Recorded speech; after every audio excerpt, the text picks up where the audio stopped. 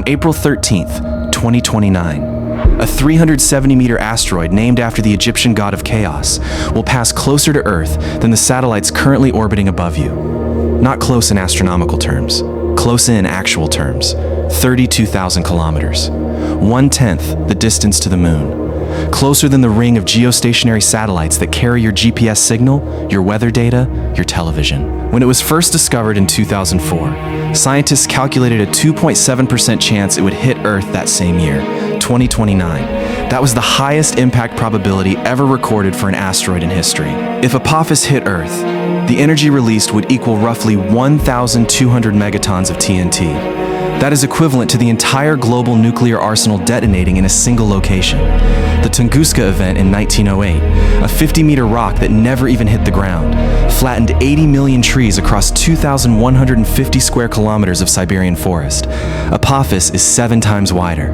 Every city within several hundred kilometers of the impact site would not survive it. You've been told Apophis is safe, and for 2029, that's true. Scientists confirmed in 2021 that it will miss Earth and ruled out any impact for at least the next 100 years. But here is what that reassurance quietly leaves out. When Apophis passes Earth in April 2029, Earth's gravity will permanently alter its orbit. It will enter our gravitational field as one kind of asteroid and leave as a different one.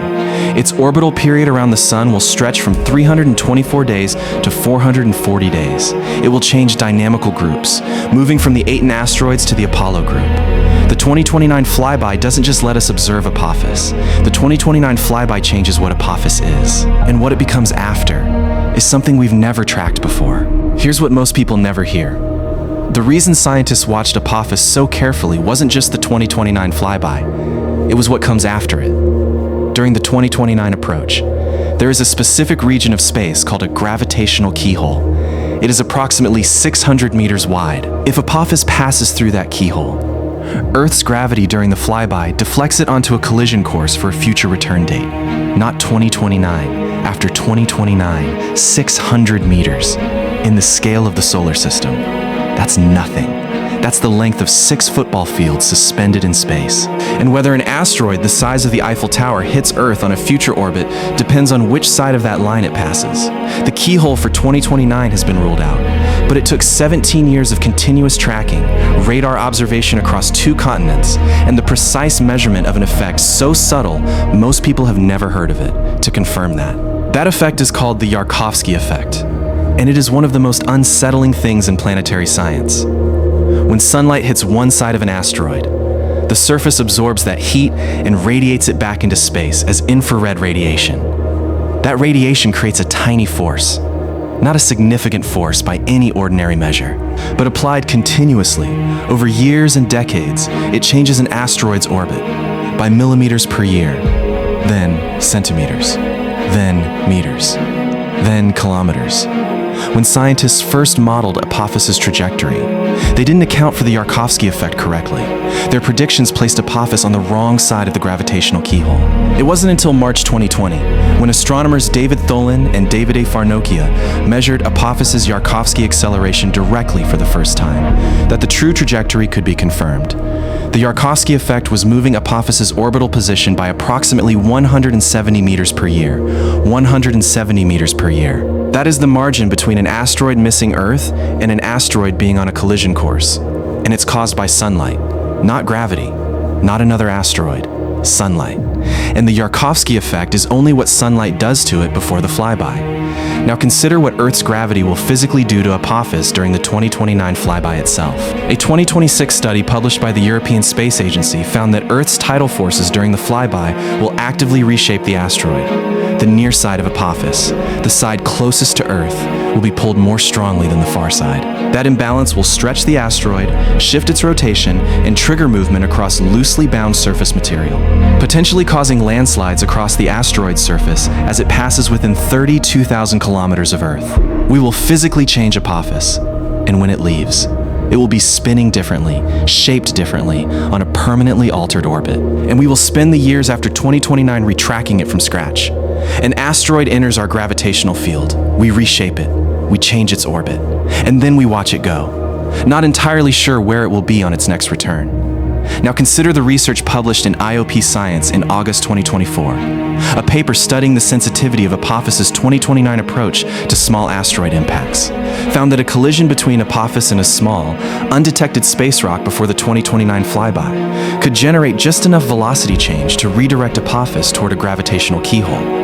The probability of this happening is less than 1 in a million, but the keyhole itself is 600 meters wide, and the asteroid we're watching, the one that will pass closer to Earth than our own satellites, has its trajectory affected by forces as subtle as sunlight, as unpredictable as unknown collisions, and permanently altered by a planet it hasn't passed yet. We're not afraid of what Apophis is today. We're watching what it becomes on the other side of 2029. On April 13th, 2029, 2 billion people across Europe, Africa, and Asia will be able to see Apophis with the naked eye. No telescope, no binoculars, just looking up.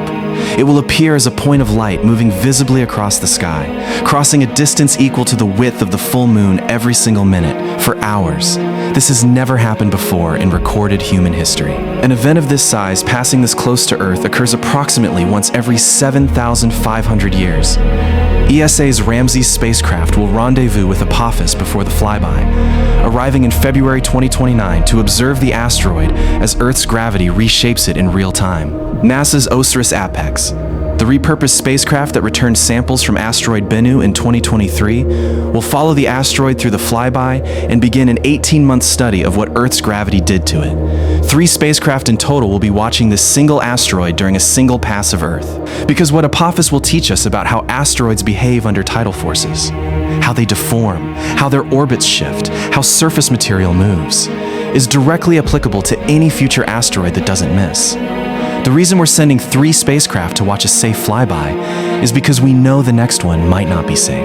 And when that happens, we will need everything we learned from Apophis to have any chance at all.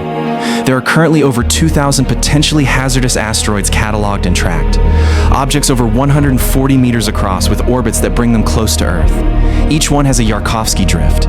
Each one has a keyhole somewhere. Each one is being moved, millimeter by millimeter, by sunlight. And we've only been seriously tracking them for about 25 years. On April 13th, 2029, an asteroid named after the god of chaos will pass closer to Earth than your GPS satellite. 2 billion people will watch it.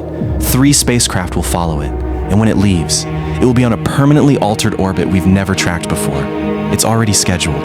The question we can't answer yet is what it looks like when it comes back. Like if you'll never look at the night sky the same way, subscribe to Star Dread, new cosmic horror documentary every day. Tag someone who didn't know Apophis was real.